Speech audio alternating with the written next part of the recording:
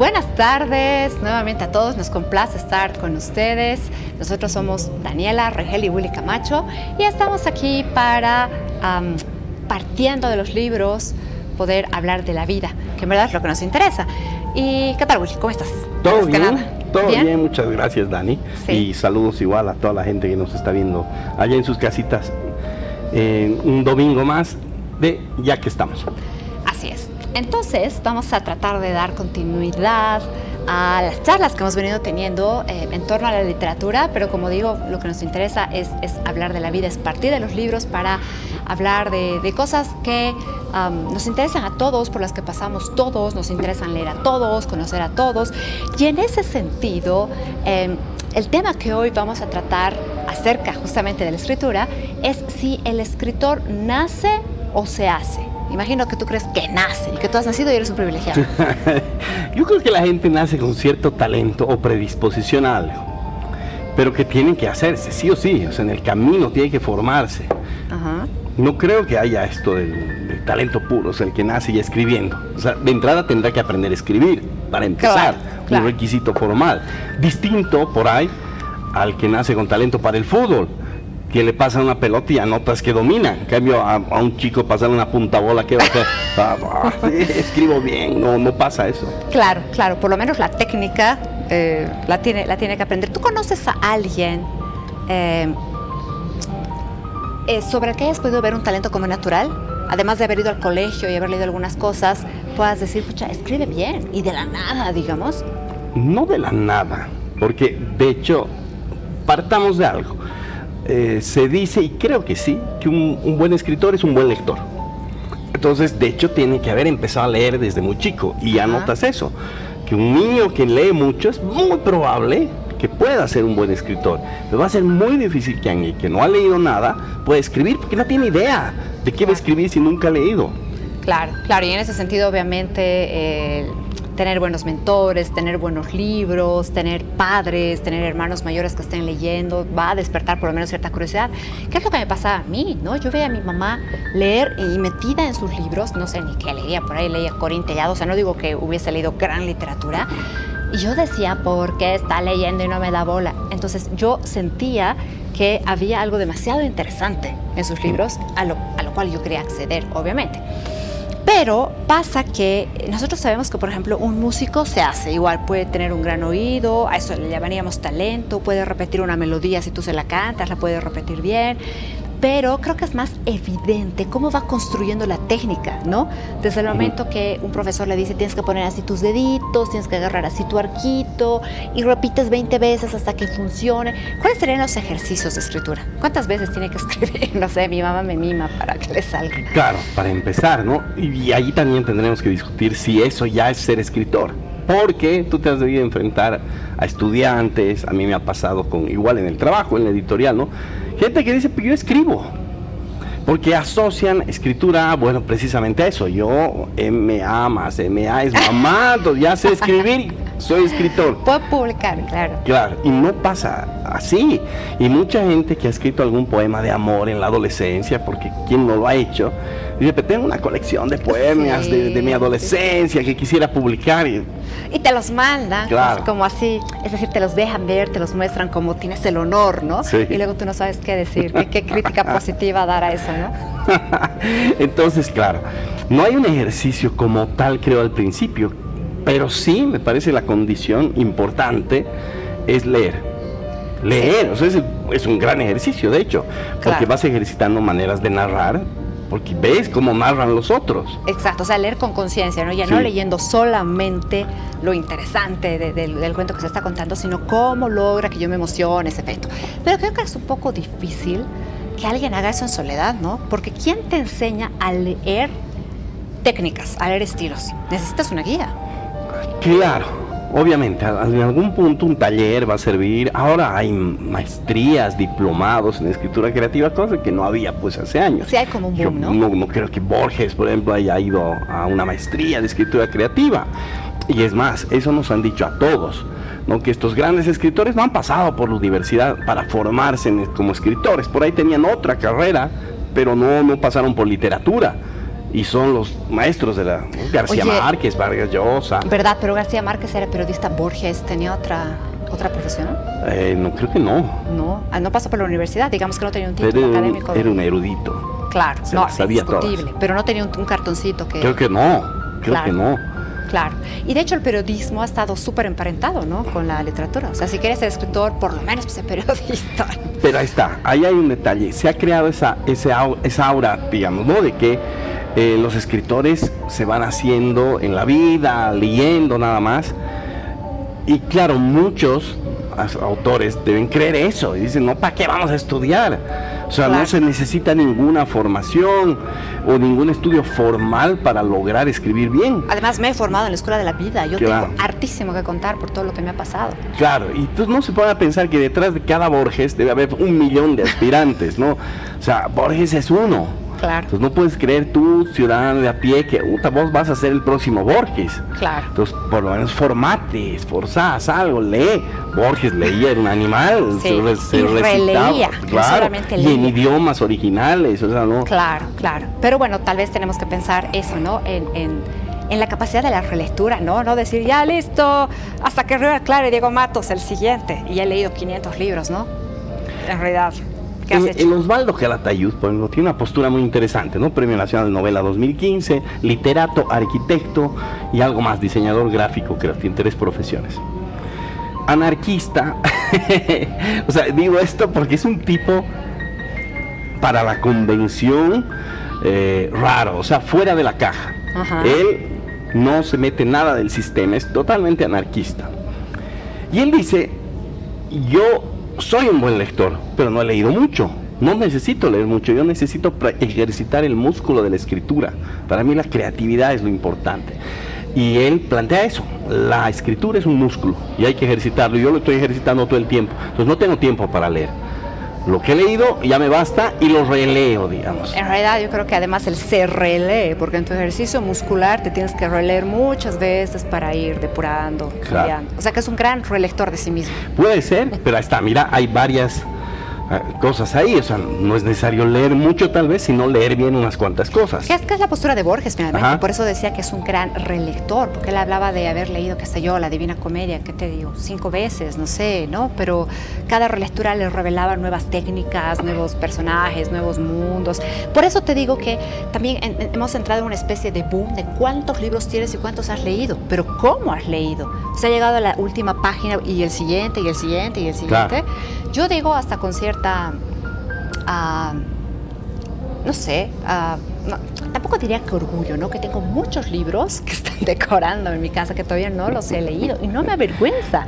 Cuando la gente dice, ¿los has leído todos? No, todavía no he tenido el tiempo de leer todo lo que me regalan, lo que compro. No tienes tiempo. O sea, si lees bien, no tienes tiempo para hacer todo eso. Pero bueno, volviendo al punto, diríamos que como en cualquier destreza, habilidad, hay una carga que viene innata, por lo menos la capacidad de interesarte, de saber que hay algo ahí de leer, pero detrás tiene que haber una formación. ¿Y qué se enseña pues en un taller? ¿Qué enseñas en tus diplomados? Bueno, los diplomados son grandes, varios módulos, ¿no? Por ejemplo, un diplomado de escritura narrativa, nada más, solo narrativa, vas a ver los géneros. Pero el primer módulo van a ser recursos narrativos comunes, donde se van a dar técnicas, recursos que se utilizan, que son comunes a cualquier espacio narrativo, o sea, novela, cuento, guión. La narrativa es una sola. Los lenguajes pueden cambiar y las formas de expresar esas narraciones, pero las técnicas van a ser las mismas. Entonces vas a tener analepsis, los saltos al pasado, prolepsis al futuro. Tipos de narradores. Exacto, tipos de narradores que hay, omnisciente, ¿qué implica utilizar un omnisciente? Si va a tener la misma focalización que un equisciente o deficiente, etcétera. Entonces, ese tipo de recursos se enseña. Y después de que una persona pasa el módulo, el diplomado, ¿está lista para publicar? No, algunos sí. Y hoy día vamos a tener un invitado que ese ha sido el caso. Él está en el diplomado de escritura creativa y su proyecto final aprobó para ser publicado. Ajá. Luego les decimos quién es, pero por el momento lo dejamos en misterio. Pero el asunto es que ni siquiera sabiendo las técnicas es que vas a poder escribir. Pero yo les digo eso a los estudiantes. No es que vas a escribir pensando, bueno, mi narrador va a ser un narrador personaje, así como cuando haces una torta, claro, los huevos, con la harina. focalización de este tipo, y voy a utilizar 3 analepsis en el tramo. No planificas de esa manera. O no siempre. No, es que no lo haces, escribes con la conciencia de que en un punto, cuando vayas a revisar, porque si hay relectura, tiene que haber reescritura, sí o sí, vas a tener que revisar lo que escribes e ir puliendo. Ahí te das cuenta que tu narrador era omnisciente y de repente, a cambiar el próximo capítulo, es un equisciente. ¿Y qué es un equisciente? Bueno, que sabe lo mismo que los personajes, ¿no? Un omnisciente sabe todo. Y de repente en el otro capítulo no revela tanta información porque es equisciente. Y ya no tiene lógica, incluso para el lector. Va a decir, pucha, pero si el narrador sabía todo, ¿cómo es que ahora no sabe? Claro. Entonces, tú como escritor te tienes que dar cuenta, no, pues estoy utilizando omnisciente, tiene que seguir siendo omnisciente. Claro. Entonces voy a tener que cambiar de narrador, poner a otro de narrador para que cumpla esta función de deficiente. Entonces ya no tengo omnisciente, utilizo un personaje para que asuma las riendas de la narración en este capítulo y libere menos información que el omnisciente. Pero eso ya es conciencia técnica. Claro, a no ser que, y en eso creo que el Eulipo, esta escuela francesa tan experimental, nos ha regalado esa posibilidad, ¿no? De planificar eso, porque claro, uno puede decirse yo me inspiro y me salió omnisciente o me salió en primera persona o era lo que yo quería o no quería, pero era lo mejor. O sea, creo que hay una corriente y ciertas obras que solitas pueden pedir algo, ¿no es cierto? Es como cuando cocinas, está más saladito, le pondré más de eso, más del otro. Pero también hay proyectos, y es lo lindo de la academia, cuando te lleva a escribir con consignas, ¿no? O sea, tienes que cambiar de narrador, por decir algo, tienes que cambiar de focalización, es decir, más subjetivo, más objetivo, ver desde el personaje, ver desde afuera, y te pone una serie de limitaciones que en realidad lo que hacen es despertar la creatividad. Entonces creo que también tenemos obras interesantes, y de hecho este mismo taller, el Eulipo, nos ha llevado a pensar en eso, que también puedes tener ideas pre-narrativas, por decirlo, claro, ¿no? Y funciona. Entonces, ok, mi pregunta es, yo he pasado el taller contigo, siento que ya tengo muchas ideas teóricas resueltas, quiero publicar. ¿Me publicas? No, hay que hacer todo el proceso que hablábamos en el primer programa, que es una evaluación, ¿no? Con un lector externo que no conozca nada de la identidad tuya, ni tu género, procedencia, nada, solo se enfrenta al texto. Nosotros sí sabemos y evaluamos, y puede ser que tengamos una carga de prejuicios ahí, pero se van a cotejar los dos informes y si coinciden positivamente, sí. O sea, no es garantía mi taller. No, el taller te va a servir para afianzar ciertos recursos que por ahí estás flaqueando, o para que los conozcas si no los has conocido antes. Y si no los has conocido antes, ahí estás en problemas, si no va a ser más lento tu proceso. Si ya los conocías y con los ejercicios que se dan en el taller o en el diplomado se afianzan, entonces genial, va a ser más rápido tu proceso. Si los estás descubriendo, vas a tardar más en el mismo ejercicio de descubrir, porque ves, qué genial, entonces voy a escribir con un omnisciente, con un equisciente, aquí focalización cero, aquí focalización mixta, interna, variable, etcétera, y empiezas a divertirte con todos los recursos. De ahí que salga claro, algo interesante. Sí, yo digo que todos tenemos una historia que contar, y eso es bueno y malo, ¿no? Porque de alguna forma te puede impulsar a que tienes que escribir. O sea, puedes escribir la historia de tu familia, la historia de lo que sea que tengas pendiente en la vida, aunque sea como etapa terapéutica, y creo que eso no tendría que ser mal visto, ¿no? Pensar en que también escribir sana. O sea, no deberías escribir solo para eso, pero pueden haber textos muy buenos que además han cumplido una función terapéutica, y ahí tenemos toda esta serie de textos, por ejemplo, que hablan sobre la enfermedad, ¿no? Y que han sido maravillosos, textos que cuentan la enfermedad en primera persona, cómo se ha vivido el cáncer, cómo se ha vivido el SIDA. Además, cada década tiene hasta su enfermedad, digamos, ¿no? Que ha sido explotada, trabajada estéticamente. Entonces, desde esa perspectiva, sí podemos decir que todos tenemos una historia que contar. Sí. Pero no todos podemos ser claramente escritores. No todos la vamos a poder escribir, ¿ya? O no todos vamos a poder vender. Y no toda historia es contable. Eso también tienen que tenerlo claro, porque yo veía eso que todos, si bien todos podemos contar alguna historia, porque a todos nos ha pasado algo en la vida, o tenemos una experiencia cercana a la muerte, a la enfermedad, a lo que sea, pero no todas las historias son contables. Y a mí me pasó, por ejemplo, me mandó una escritora famosa, ganadora de un premio nacional, una novela hermosa, y bueno, en cierto punto de la novela, ya casi al final, una tragedia, ¿no? Una pareja que escapa por toda Bolivia en la antigüedad, ¿no? Por tierra, mucho tiempo van caminando por tierra hasta llegar a la frontera con Brasil, en esas épocas donde se viajaba a caballo, ¿no? Etcétera. Llegan ahí y les roban la plata más al cruzar al lado brasileño, porque tenían que escapar del país, eran políticos. Entonces ya era el fin, el esposo estaba muriendo, o sea, estaba muy enfermo, ella le roban la plata al cruzar al lado brasileño, entran al hotel, el hotel le quiere cobrar, le dice, mire, se da cuenta ahí que les han robado, y no sabe qué decirle, le dice, mire, sí, voy a ir a recoger mi plata, y no, pues, era mentira, se va a una iglesia. Y en la iglesia, mientras está rezando, se acerca un señor, le toca el hombro, ella se da la vuelta, y es un señor muy elegante, y le dice, usted no es Juanita Pérez, digamos. Otra, sí, yo he alquilado su casa en La Paz, he visto su foto, la de usted y de su marido, está en la sala donde yo vivo ahora, yo soy el cónsul en La Paz del Brasil, y ahorita estaba volviendo, y la noto mal, y ella le cuenta toda su triste historia, y él le dice, bueno, la voy a ayudar, le paga 1 año de alquiler por adelantado de la casa, y le consigue transporte para que lo lleven a la capital, al esposo, y lo hace. ¿Y a dónde quieres llegar? Pero yo le digo, eso nadie te va a creer.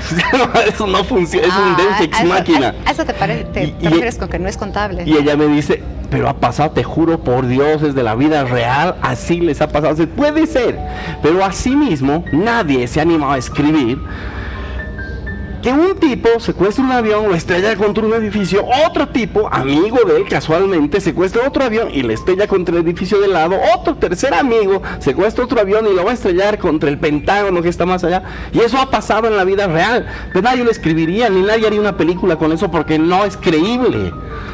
La realidad supera la ficción tiene que ser verosímil. Claro.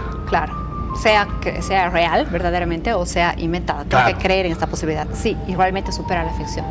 Sí, me ha pasado. Pero bueno, entonces hay historias que no son creíbles, por lo tanto no serían publicables. No son contables, que las tienes que modificar. O sea, que contar tu historia tal cual tampoco está bien para una farra entre amigos en la parrillada, cuenta, y así me ha salvado el embajador, ya, bonito. Pero para escribir un libro, un guión o lo que sea narrativo, tienes que hacerlo verosímil. Y ahí por eso generalmente las películas dicen, esto está basado en hechos reales, y se han modificado algunos personajes o líneas de tiempo por fines narrativos. Claro, porque si no, narrativamente no se va a creer. Ya, ok. Bueno, entonces, si una persona manda su historia, pongámosle así, que ni siquiera tiene género, pero cree que hay que contar la historia de la mamá, de la familia, de cómo se volvió rico, pobre, lo que fuese, manda, por ejemplo, a 3600, ustedes tienen todo en la línea en que van a ver si vale la pena o no publicarla. Pero la buena o mala noticia es que yo puedo autopublicarme también. Sí. Entonces, desde esa perspectiva, todos podemos ser escritores. No sé, hace años había un periodiquito de Alacita, El Manco de Lepanto, no sé si has conocido, que lo hacían Humberto Quino y otros hombres corrosivos del ambiente literario boliviano. Periodiquito de Alacita, sale una vez al año. Sí, y ahí leí una vez que decía la diferencia, ¿no? Decía, sí, en las primeras líneas tú te das cuenta si este tipo es un escritor o un mecanógrafo.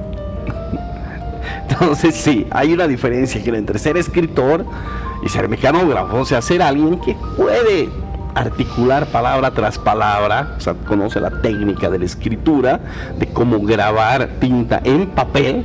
Pero eso es lo más básico. Pero eso no lo hace escritor. Ya cualquiera es mecanógrafo, digamos. Cualquiera podría hacerlo, digamos, pero escritor muy pocos. Claro. Ahora, volviendo a esto de se nace, o sea, creo que también tiene que ver con tal vez con no es prejuicio, un preconcepto que tenemos en el ámbito literario de que los escritores son medio que gente especial. Ajá, pero que la profesión es algo especial, ¿no? Ajá. Y por ahí no, o sea, igual diríamos, un arquitecto se hace o nace, un economista, un abogado, digo de los buenos, claro, porque igual abogados de millones, claro, pero ¿cuántos son realmente buenos, exitosos? Sí, es que médicos. El éxito creo que tiene que ver con más cosas. Una vez, justamente Goldberg, este gran pianista, decía en una entrevista a Leila Guerriero que para ser un gran músico hacían falta como 8 cosas. Una de ellas era tocar bien piano. ¿Te das cuenta? O sea, hay como 7 que en teoría no tienen que ver con la música. Por ejemplo, el poder controlarte. Porque qué tal que tienes un gran talento, pero eres incapaz de subirte a un escenario y mostrar ese gran talento. Entonces eso implica desarrollar otro tipo de habilidades extramusicales. Yo creo que tiene que ver lo mismo con el abogado, con el arquitecto. O sea, si tú quieres ser exitoso, también tienes que saber vender, no solamente tener una inteligencia espacial, digamos, privilegiada, ¿no? Entonces hay muchas cosas que te van a llevar al éxito que no tienen que ver necesariamente con ese talento. Hace poco me entrevistaron para alguna revista, ¿no? Que creo que la de BOA, y ahí la pregunta era esa, si hay algo que se ha hecho algo especial, digamos, para tener éxito en la escritura. Y yo dije, no. O sea, no hay nada distinto a lo que necesita un cogotero, por ejemplo, para ser un buen cogotero. O sea, necesitas disciplina, obviamente, aprender ciertas técnicas, qué cuerdas sirven mejor para estrangular a las personas. Dios mío. En qué posición puedes matar más rápido. O sea, tienes que practicar. Matar algunos no matarás, a otros matarás de verdad. Seguro hay muchos perros ahí que han muerto en la práctica del cogoterismo, pero ese hombre es un eximio cogotero que se distingue del resto de los demás cogoteros. Aunque suene negro el asunto, pero no te hace nada especial ser escritor. Tú te vas a distinguir del resto solo por unas cuestiones básicas que podría aplicarse a cualquier ámbito de la práctica humana. Sí, es disciplina, vocación, un talento previo. O sea, debe haber cierto talento para matar personas, y debe haber cierto talento previo también para contar historias, debe haber cierto talento previo para poder abrir cadáveres si eres forense, o para abrir cuerpos vivos si eres cirujano. Claro, yo creo que tal vez la pregunta apunta a ese talento previo se construye, o es que asignatura no da por mucha disciplina. Pero bueno, decimos que disciplina mata galán, ¿no? O sea, la disciplina puede cubrir multitud de defectos. Y por suerte, digo yo, hay gente que no tiene tanto talento o que no tiene tanta práctica, porque eso permite que los editores entremos en función. Sí.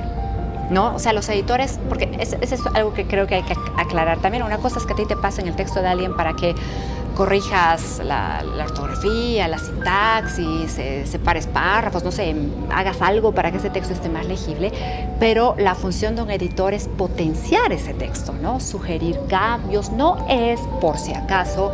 Editor no es el escritor oculto, ¿no? Es el que va a terminar de hacer todo para que el autor brille, digamos, el que va a terminar de hacer su trabajo. Es como ser el guía de una tesis, no es el que hace la tesis, ¿no es cierto? Es el que dice, mejora, corregí, quita, lee textito, consulta el otrito. Creo que esa es la función del editor, pero esas funciones del editor aplican tanto para los grandes escritores, porque obviamente son necesarios también, es ese primer lector comprometido que está diciendo qué puede funcionar, qué cosas no, pero también para los editores, quiero decir, los autores no tan grandes. Y te diré una cosa, ya por experiencia, los escritores más consagrados, con más experiencia, más galardonados, son los que con más gusto aceptan las sugerencias del editor. Mientras los que están empezando, o los más chambones, los que no son tan escritores, no me lo toques. Está así porque he pensado en cada coma, y claro, tan mal puesta cada coma, ¿no? Claro. ¿Has pensado en ponerla así de mal? Sí, aquí se necesita un silencio, por eso he puesto la coma, y sintácticamente no hay idea. Bueno, para terminar de hablar de qué hace un buen escritor, cómo acepta o no acepta, es decir, hablar un poquito más en la práctica, es que después del corte vamos a, como adelantaba Willy, contar con la presencia de un amigo, de un colega, que nos va a ilustrar un poquito más en cancha, si es que él se ha hecho, no se ha hecho, si vive de esto, si lo hace en los tiempos libres, cuándo escribe, cómo escribe, si cree que uno puede pasar clases y mejorar su escritura, o por ahí nos sorprende y nos dice que él nació con la estrella escritural. Veremos. Lo vemos a la vuelta entonces.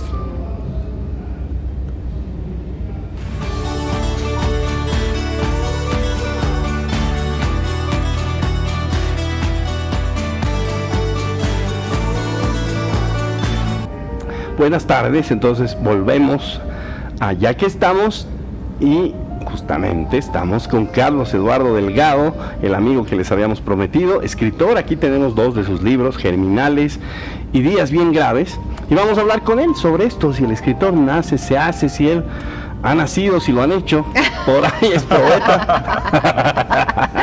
Exactamente. ¿Tú qué crees al respecto? ¿Que el escritor nace, se hace? ¿En qué medida se hace?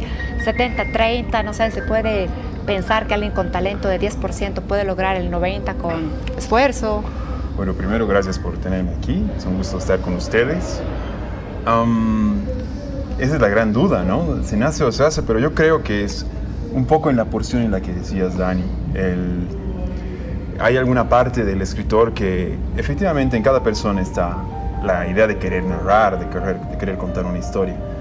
Pero como este es un trabajo que se hace manualmente, todos los días, en el que te critican, en el que uno recibe también insumos, en que vas estudiando, creo que el gran porcentaje de la escritura se logra con la práctica, con el tiempo. Entonces creo que es más que te vas haciendo escritor.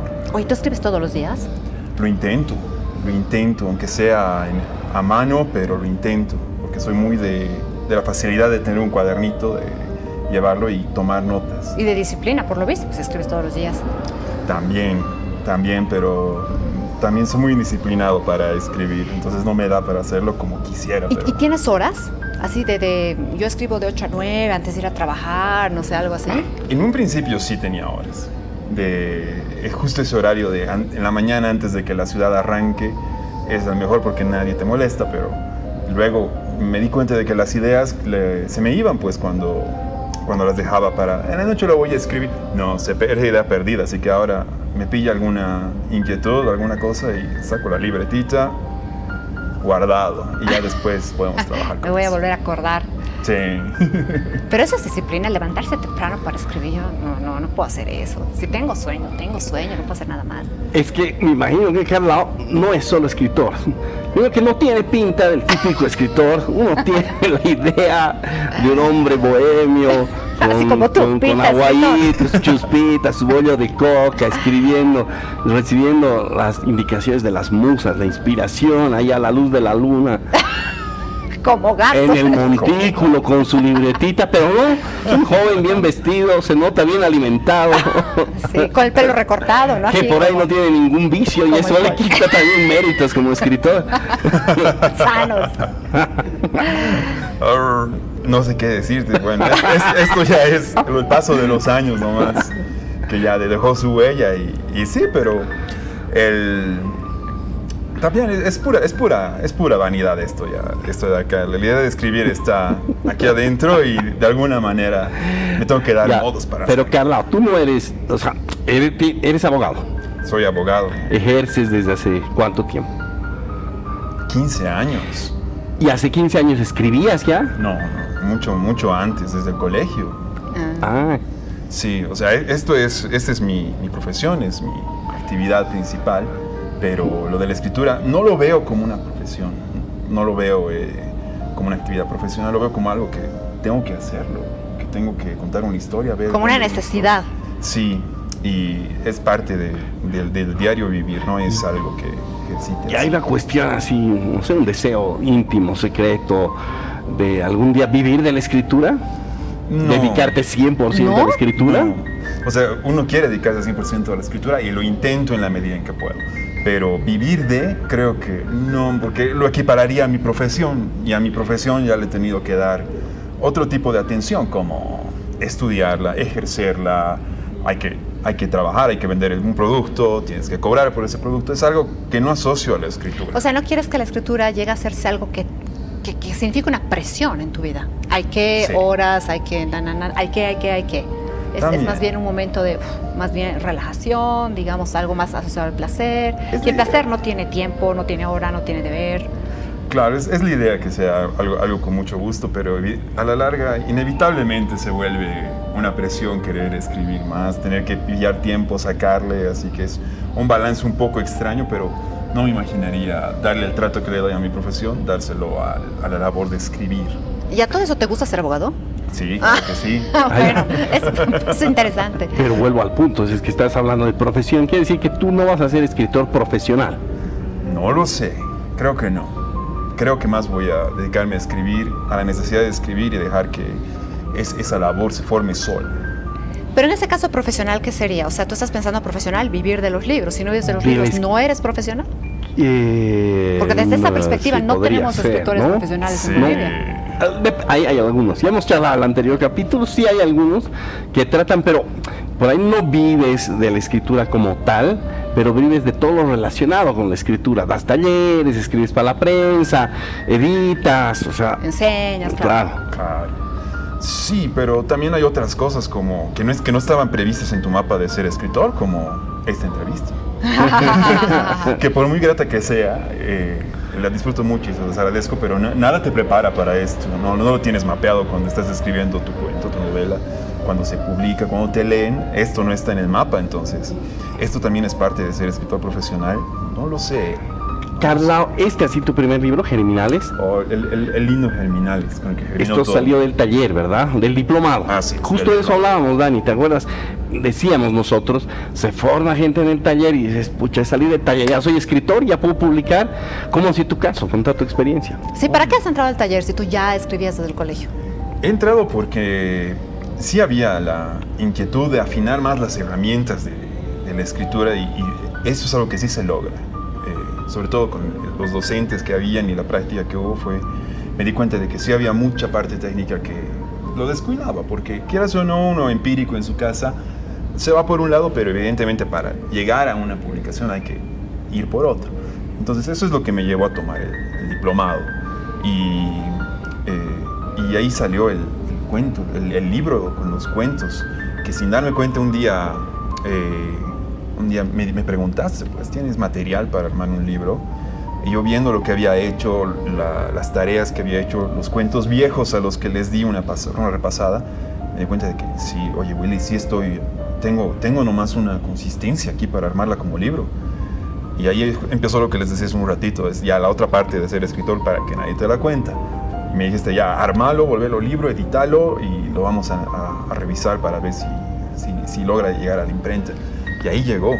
Entonces, sí hay un poco también de que sí hubo formación, pero ya las cosas de atrás las puede traer, trabajarlas y ese es el libro, este es el Germinales. Qué lindo se ve. ¿Y qué? Sí, es un lindo libro, un lindo diseño, además la portada es hermosísima. ¿Verdad? Pero ¿qué se siente? Lo podemos...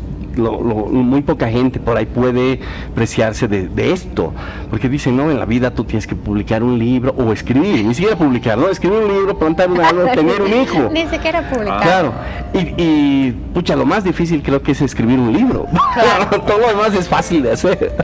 Botas la semilla en los 2 primeros casos. En el otro tienes que hacer crecer el libro. Podar harto en todo caso, sí. Sí, y tú decías que Willy te dijo si tenías ligas, si tenías cuentos, qué sé yo, pero si no hubieras tenido la invitación o el empujón, ¿estaba en tus planes, en tus deseos hacer un libro o escribías para ti? Sí estaba en los planes, porque eso también el escritor es alguien al que lo lee, ¿no? Tienes que publicar, te tienen que leer, porque si escribes solito guardado en tu casa, algo se pierde ahí. Te tienen que leer, te tienen que criticar. Entonces sí estaba, pero creo que lo que me sorprendió fue que sin darme cuenta a través del diplomado, he llegado a tener el material para publicar. Yo estaba más preocupado por hacer las tareas, por pasar, por la nota, esas cositas un poco de lado, un poco laterales. Pero sin querer he llegado a armarlo y dije, wow, sacaré de la mochila otros 2 cuentos más y sí se cumple una meta de vida. Ya, y sale el libro, vuelvo a la pregunta, me desvía un cacho, como soy digresivo, lo siento mucho. El asunto es, pocos se pueden preciar de que lo que han escrito sale publicado. Y bueno, y sale publicado por una editorial, además porque, como dijo la Dani, sí hay mucha autopublicación últimamente, hay los recursos, uno puede incluso imprimir 10 ejemplares en su impresora láser, claro, encuadernarlos bonito y a ti es tu libro. Claro. No, pero ser publicado por una editorial, que salga tu libro, ¿qué se siente ese momento que...? Es un momento surreal porque vos dices, llegará el día y llega, ¿y qué haces? Estás ahí con tu libro y viene alguien y te dice, ¿me lo firmas? Y yo, ¿qué tengo que firmar? Para mí, dedícamelo. Yo, ok, claro. Y no sabes qué hacer y reaccionas nomás y tratas de disfrutar el momento, pero tratas también de ser atento con la gente que te va a apoyar, que te lee y es la parte misteriosa. Después cuando te dicen, he leído tu cuento y me ha llegado muchísimo tal cuento, y yo, ¿en serio? ¿En serio? Sí, ¿por qué pasa esto? Y yo pienso, me llegó y pienso, ¿cómo puede uno escribir así? Yo la verdad no sé tampoco. quedas pasmado. Nada te prepara para la reacción de ese primer libro tan bonito. Y yo tengo una pregunta. Así como tú has inventado historias, tienes ficción, también tienes varias publicaciones que son reales, diríamos, donde no has inventado nada. Hablo de tus crónicas. Yo he leído tus crónicas en la revista, en 88 grados. ¿Hay algo distinto? ¿Tú te pones en modo crónica? Es decir, ¿cómo abordas estos dos géneros que obviamente se parecen muchísimo? De hecho, García Márquez decía que la crónica es un cuento, pero de verdad, o sea que digamos que están por ahí, pero son dos cosas distintas. Yo creo que hay un modo crónica y un modo cuento. Sí, totalmente, porque aunque aquí hay mucha libertad en lo que es la ficción, en el cuento, hay mucha libertad y uno puede dar los giros que crea necesarios, o al final busca de dónde sacar los temas, las ideas, lo que va a suceder. Se alimenta de la realidad, pero tiene una muy grande libertad. El problema es, pero la diferencia con la crónica es que en la crónica ya tienes los hechos y el escritor tiene que ponerse en el plan de cómo narrarlos en formato cuento, con las herramientas de la narración y que no sea las otras formas de comunicación escrita, ¿no? No tiene que ser un reportaje, no tiene que ser una noticia, tiene que ser una crónica. Y al menos ahí estás tranquilo porque tienes ya los hechos dictados, tienes los nombres, sabes lo que va a suceder, sabes el final. Tal vez hay una labor adicional en investigar, en hacer mucha investigación. Otra cosa para la que nadie te prepara, que cuando había que hacer la crónica había que investigar, entonces una cosita nueva, pero tienes esa tranquilidad de que ya tienes todo, solo tienes que ordenarlo. Aquí es muy vasto y muy amplio la libertad que tienes. El problema es cuando te das cuenta de que la realidad te sorprende más que tus ficciones, más que las cosas que te imaginabas. La realidad te atropella con lo terrible, hermosa que es lo que dicen. La realidad le gana a la ficción. Sí, ¿no? Bueno, no sé, sí, a veces sí. Oye, ¿y tienes personas que te dicen, yo también quiero tener un libro, yo también quiero ser escritor, ¿cómo has hecho? Yo también. ¿Y qué les recomiendas? ¿O así matas el reaccionar? No es así la nada. vida. El consejo que siempre les doy, sentate con una hoja de papel, con uno de estos y a escribir, nada más. No hay otra. Porque creo que todo lo demás, de alguna manera, uno se acomoda a lo que es la parte de editar un libro, de tener un editor, de tenerlo en físico. Uno puede sobrevivir a eso, pero para llegar a eso tienes que haberte sentado y haber escrito, corregido, haberte leído. Esa es la parte grave, así que cuando me dicen eso, ¿cómo le hacemos? Sentate con un cuaderno, escribí. Y cuando tú escribes, ¿das a alguien para que tienes así tus lectores? Tú, no sé, alguien en tu familia, tu amigo, tu chica, a ver, lee esto antes de publicar. No. Yo soy yo y el editor de la editorial, al que le tengo ciega y absoluta confianza, sea quien sea, pero no, nadie más que yo y el editor. ¿Sí? De ahí llega al público. ¿Y tú? No, creo que, y aquí podemos ver una faceta de los escritores en general, si te preocupa lo que puede pensar un lector, lo que quiere el lector, porque me ha pasado eso en los talleres igual, que muchos dicen, no, en los talleres mentira, estoy hablando, en la vida me ha pasado de encontrarme con colegas escritores que claro, cuando se les dice, oye, pero por ahí esto no le interesa al público, yo escribo para mí, a mí no me interesa. Entonces escribí tu diario, pues. Claro. Escribí tu diario, guárdatelo. ¿Para qué tratas de publicar o para qué publicas si no te interesa lo que la gente piense o diga? Se supone que es también una especie de diálogo con un montón de gente lo que tú estás dando. Claro. ¿Tú cómo lo ves? Es verdad también, es 100% cierto que hay una preferencia de los lectores de este país, de esta ciudad, tienen una preferencia en la materia sobre la que escriben, o la que van a leer, perdón. Y como escritor, obviamente puedes tratar de estar en sintonía con lo que le gusta, pero ¿quién te lo dice? ¿De dónde sabes qué es lo que le gusta al lector? Yo no lo sé, creo que lo voy descubriendo poco a poco. En Germinales creo que ha llegado mucho la idea de narrar a través de la ficción las vivencias que tenemos en casa. Es un libro muy doméstico, muy casero, entonces la gente se ha identificado mucho con los que pasan dentro de una casa y a mí me ha sorprendido porque he dicho, esto le gusta a la gente. Lo que les dije hace un rato, este cuento me gustó mucho porque me ha llegado, es algo que he vivido, es un cuento doméstico muy casero, le llega a la gente y le gusta. Con este chico malo, la gente se asusta. Los lectores que he tenido me han comentado, ¿por qué estás escribiendo estas cosas tan feas? Tu chico malo son días bien graves. Días bien graves. ¿por qué estás escribiendo cosas tan feas? Y yo, son cuentos de género policial negro, no es fantasía para distraerse, esta es lo que te quiere choquear. Y me dice, pero muy graves, o sea, estos días son muy graves. Y yo, era la idea. Entonces ahí ya he ido modulando, a base de práctica un poco, qué es lo que le gusta a la gente leer. Claro, nosotros no solemos tener muchos espacios como de conversación con los lectores, porque no hay tantos lectores como quisiéramos, ¿no? Pero creo que los talleres que hoy en día están mucho más presentes son justamente esos espacios para recibir crítica, ¿no? Para tener lectores comprometidos y decir, ya, apunten todos los dardos. Y además se necesita la seriedad, el suficiente amor propio, el saber que están juzgando y criticando tu texto, no a ti. Pero esas dinámicas de los talleres para mí son de gran riqueza, ¿no? Por eso creo que uno debería tomar todos los que puede, siempre vas a aprender, pero porque tienes ese lugar donde puedes testear lo que has escrito. Así es. Y sobre todo para recibir críticas, que las críticas son las que van a formar al escritor, creo yo, en humildad.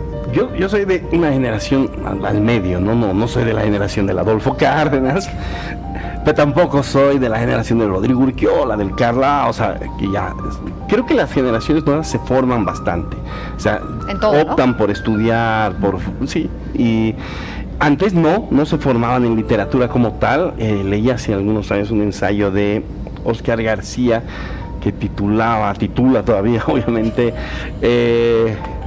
tarde o temprano todo deviene guaño. Y él contaba un poquito ahí, ¿no?, cómo las cosas al final vuelven guaño, algo peyorativo, así el guaño tal vez, su visión, o sea que todo se vuelve muy monótono, muy el mismo ritmo. Y ahí él contaba que había una época en que los músicos tenían que medirse para ver quién era el más yocalla, y él se refería, es decir, quién había peleado más veces en una cantina, quién había ido al barrio más peligroso, quién había estado con la prostituta con más enfermedades venéreas. O sea, el asunto era ese, o sea, medirte, quién tiene más calle, tu o sea, quién puede, o sea, quién puede contar más canalladas de la vida. Y hay algunos que por ahí siguen, hay unos cuantos, no muchos, que siguen esa onda ahorita, escritores relativamente jóvenes, ¿no?, que se jactan tal vez de eso, de sus peleas, ¿Tú qué opinas de eso? O sea, ¿qué cuentas? Borges, por ejemplo, no había pisado una cantina en su vida, creo, y ha escrito cosas maravillosas, pero eso le criticaban, que no tenía calle. Claro, pero es lo que te digo, o sea, es casi una medición de masculinidad. ¿Quién ha hecho todo eso, no es cierto? ¿Tú sientes que tus narradores tienen que ir por ahí? Yo opino lo mismo también, de que es un poco para jactarse más allá de escribir, porque el escritor lo va a hacer, tenga o no tenga la calle, va a contar lo que quiere contar. Pero, al menos en mi caso personal, no he tenido la calle, toda la calle que está acá, y mucha de esta se alimenta de narraciones de otros colegas que sí me han contado por las que han pasado en esos barrios y en esas calles. Se alimenta de leyendas urbanas, los famosos mitos urbanos. Entonces, ¿te alimentas de cine? De ahí robé. Sí, 100%. Y mi gran pena es no poder plasmar una escena hermosa en un libro, pero ya veremos. Oye, Carla, y si te cuentan las cosas, tú eres de los escritores que pide permiso, le dice, oye, ¿puedo contar esta historia en un...? ¿Sí? Sí. De hecho, otro punto en contra. Hay que robar descaradamente. Sí, pero también no me quiero robar el crédito y le dije a la persona que inspiró los famosos cuentos de acá, que son los de la policía, la investigadora Tavera, le dije, estas vivencias que tienes, porque es una amiga que trabajaba en el régimen penitenciario y me contaba unas cosas tremendas. Entonces, y yo dije, aquí hay una mina de oro. Y le dije, en un taller de género policial, ¿puedo contar una de estas cosas? Y te sacaste el libro. Una de esas cosas. Ya que tú no sabes escribir, le has dicho. Lo pensé. Tú estás ocupada haciendo, yo voy a escribir. Lo pensé, evidentemente, y se lo dije. Pero le dije, ¿me lo puedo robar este relato? Le voy a dar unos giros y ya, dale, pero es así. Pero yo no, obviamente me dijo, tampoco sé escribir. No, tú lo que has contado yo le voy a dar. Tranquila, aquí ya me encargo. Y lo hice, y en el taller fue una cosa muy linda, la de la investigadora Tavera, la que me gustó, y a la Tavera del Mundo Real le mandamos un saludo. Un saludo atento. Y así que sí, le dije, lo voy a tomar, aquí está, y ha ido creciendo, y ya tiene unos 5 cuentos, aquí está el primero publicado a gran nivel.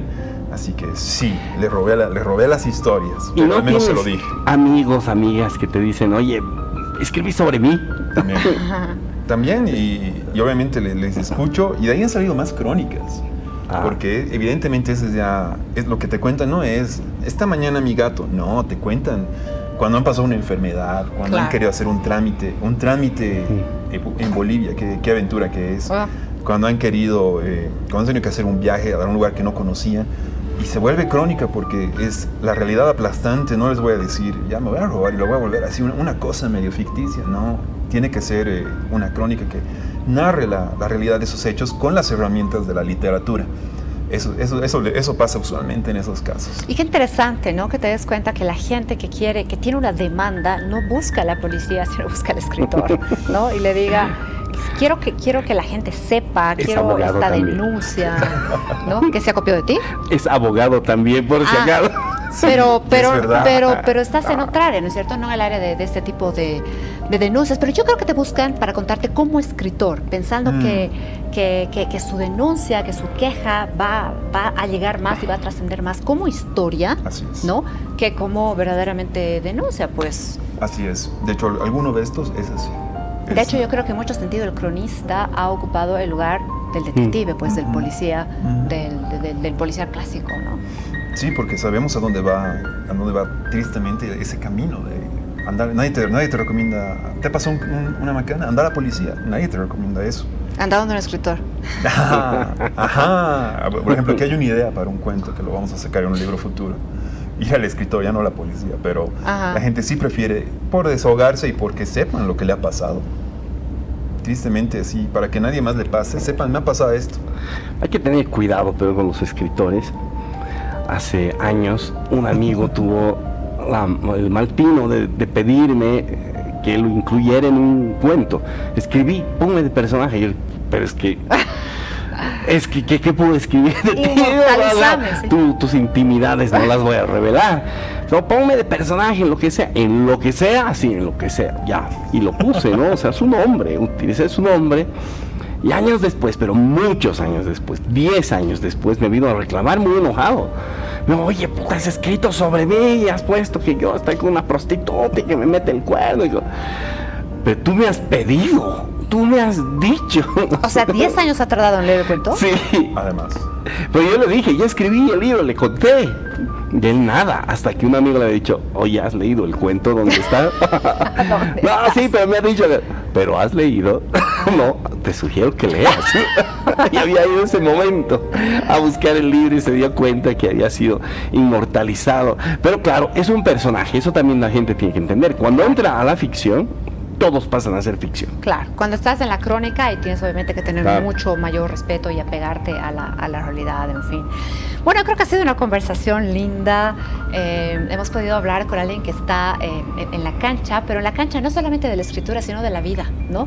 Haciendo otras cosas además de escribir, que es básicamente lo que hacemos todos. Así que te agradecemos tu presencia, lo que nos has contado, todo este chismerío literario tan sabroso, y vamos a seguir hablando sobre el tema. Maravilloso. Claro que sí, y busquen los libros de cada lado, ¿no? Vías bien graves, germinales, dos estilos distintos, o sea, no es un escritor que esté encasillado en un solo género, sino que van a ver todas las posibilidades que tiene de escritura y de ficcionalización, de narración. Sí. Gracias por tenerme, es maravilloso acompañarlos. Y sigan leyendo. Autores nacionales. Hasta la siguiente semana, entonces. Hasta el próximo domingo.